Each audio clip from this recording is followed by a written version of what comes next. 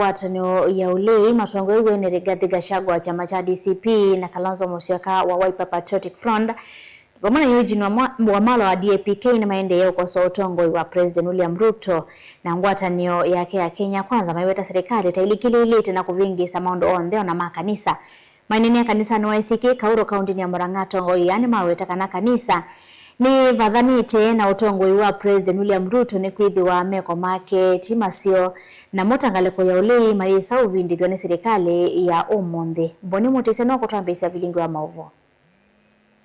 Rigathi Gachagua ndio wake watakana President William Ruto ni waisimbo yake na makanisa udhuwa kiti ya masesengete netina kuendea na utongoesia na utongo yote na uwethia nukana utula miao. That for the first time since independence, the Church of Christ had a candidate in William Ruto. Kwa hivyo watu ya kanisa wote wakakuombea wakakupigia kura. Ulipofika ukageuka. You broke all the 10 commandments. Kwanza zile 3 ya maana sana. Mauaji, wizi na uongo. Na wewe ulikuwa unasema umeokoka. Hapo ndio umepitana na kanisa la Kristo. Na mimi nataka nikuambie my brother William Ruto, the church has left you. The mountain has left you.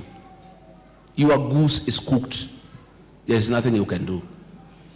Hata ukitukanana kutoka asubuhi mpaka jioni, you are wasting your time. The horses have left the stable.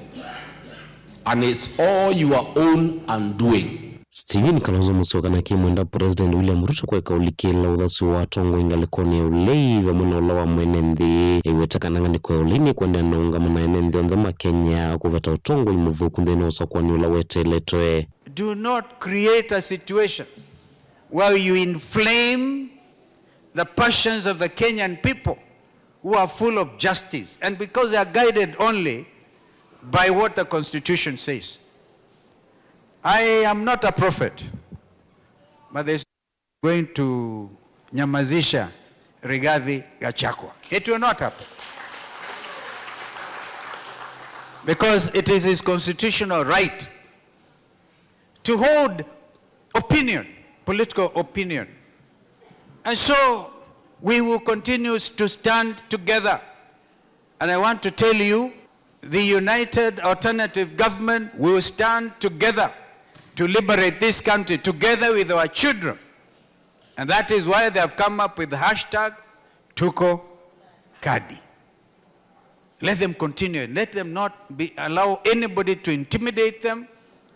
Wakija, because on 29th, in another week's time, mass registration is beginning. Unainuyu yendanya na wayujini wa malwa na kiolao takanangaluke uleinde saiti kilona wanini kutelemwa na maende anaungamana uwe kukosa utongo imuvuku wa President William Ruto wa mwenati make. Ile matusi yamekuwa narushia viongozi wa upinzani, sasa ametoka kwa matusi, ameenda kwa vitisho. Na ameanza kutoa vitisho kwa viongozi wa upinzani. Mesikia yule senator wa Kericho Aaron Cheriot akisema eti huyo Rigiji alitusi rais na kuna mambo ambayo wanatafuta wamshike eti wamweke ndani. Sisi tutaka tuambie Bwana Ruto ya kwamba matusi tumesema sisi hatuna haja na matusi yako. Lakini vitisho hatutakubali uanze kutoa vitisho to the people's loyal opposition. Na sisi hatukuogopi Bwana Ruto. Boni mutisia vilingi wa mavo va Mutongo TV.